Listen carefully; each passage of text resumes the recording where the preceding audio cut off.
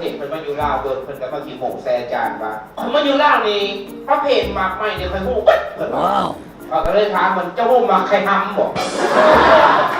ตามประเทศเพิ่นน่ะก็เลยคิดโอ้มักใครทำนี่ค่อยเคยกินเทื่อนึงประเทศใหม่เด้เจ้าฮู้อยู่บ่ไปถามโอ้ไม่ค่อยเห็นฮู้ข่อยก็เลยถามเพิ่นว่าฉันจะฮู้จักไม่จันขี่บ่ต่างประเทศคนนั้นก็เลยโอ้ไม่แกงคีนี่มันเป็นใบสงวนรัฐบาลบอกให้ตั้งอาจารย์ไปเที่ยวพัทยาซื้อกุ้งเขาจะปีกกุ้งปีกยังไงแล้วเรียบร้อยน้องขอแจวหน่อยค่ะ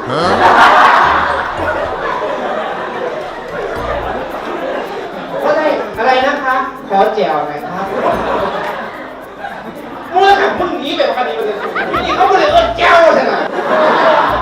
จีนบางคนนี่เก่งอาจารย์ไปสื่อบลูทูธมาฟังเพลงนะเอาไปมาถ้าได้นี่50 บาท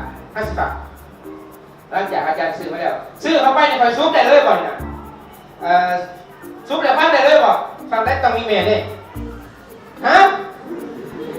ฟังได้แต่ต้องมีเมนเลย